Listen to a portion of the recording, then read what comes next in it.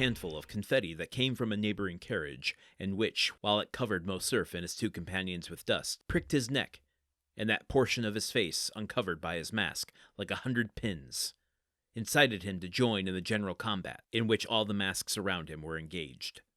He rose in his turn, and seizing handfuls of confetti and sweetmeats, with which the carriage was filled, cast them with all the force and skill he was master of. The strife had fairly begun, and the recollection of what they had seen half an hour before was gradually effaced from the young men's minds. So much were they occupied by the gay and glittering procession they now beheld. As for the Count of Monte Cristo, he had never for an instant shown any appearance of having been moved. Imagine the large and splendid Corso, bordered from one end to the other with lofty palaces, with their balconies hung with carpets, and their windows with flags. At these balconies are 300,000 spectators, Romans, Italians, strangers from all parts of the world, the united aristocracy of birth, wealth, and genius. Lovely women, yielding to the influence of the scene, bend over their balconies or lean from their windows, and shower down confetti, which are returned by bouquets. The air seems darkened with falling confetti and flying flowers.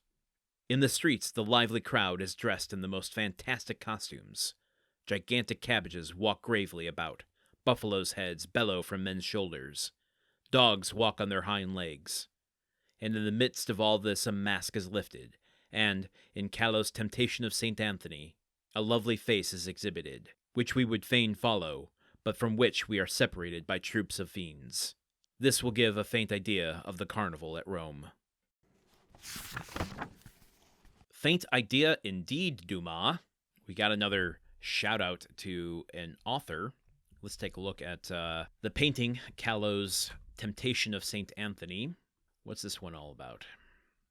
Okay. Oh, wow. Holy shit. Not what I was expecting. This is far more... Wow, that's actually awesome. This is far more Hieronymus Bosch than it is, Caravaggio. All these little demons and flying griffin, it looks like, in the air. There's just pure chaos and fantasy land. Which I guess matches what Dumas is saying. I had no idea who this artist even was. I'm going to look into more of his work. Jacques Callot, The Temptation of St. Anthony. 1616 to 1617. Quite interesting. I would recommend you go look that up. That is Callot if you are just listening and not looking on YouTube as it goes by. Wow, spent a lot of time on that. Let's talk about what's going on here. Narratively, gotta mention this. The line, quote, "As for the Count of Monte Cristo, he had never for an instant shown any appearance of having been moved." Amidst all of this, post-execution, currently witnessing jubilance on the streets, completely unmoved. That's saying something about Dante's character now. This is a man who has been fully corrupted, I feel like. He has had his Joker's origin story many, many years ago in that prison and just never recovered. In fact, got worse and worse and worse. Nothing can stir him anymore except bloodlust.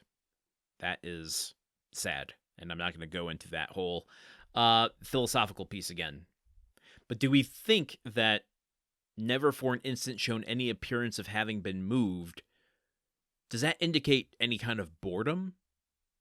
Or is he just a man with a mission? Everything that he is engaging with or doing at any given point in time is for the larger scheme he has set out for himself, i.e. revenge. It seems like he's the type that would just get annoyed and find a way out of any situation that didn't immediately benefit him at this point. I also loved the Dumas being, a travel writer between being a playwright and a novel writer, captures what this feels like pretty well. I love that he included the types of costumes. Gigantic cabbages walk gravely about.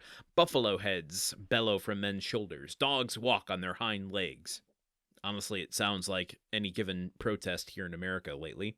This whole thing is giving me kind of Mardi Gras vibes, where lovely women, yielding to the influence of the scene, bending over their balconies or lean from their windows, and shower down confetti, which are returned by bouquets. I mean, it's not boobs and beads, but same kind of festive exchange. And then, this really captured my imagination too. In the midst of all this, a mask is lifted, and a lovely face is exhibited, which we would fain follow, but from which we are separated by troops of fiends. Of course, with hundreds of thousands of people, 300,000 spectators, as this says, there's going to be misconnections. My God, you see someone captures your eye from across the way, and there's 1,000 people between you. You're just stuck with the flow of action, and you might not ever see that person again. I can't even imagine being in 300,000 people like that.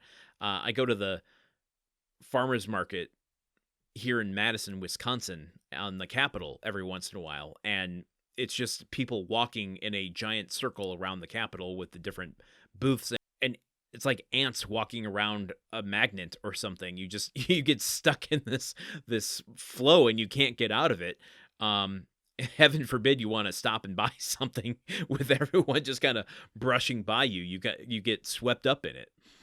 So clearly Dumas is doing some scene setting in order to bring us to our next narrative point of the plot. What do we think that could be?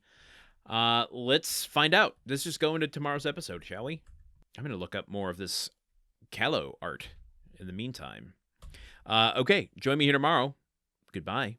The Countdown of Monte Cristo is part of the Gruntwork Podcast Network. This show is produced, edited, and hosted by Landon Solano.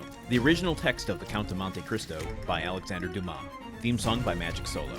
If you want to support the show and others like it, visit patreon.com/gruntworkpod. Thank you for listening. See you tomorrow.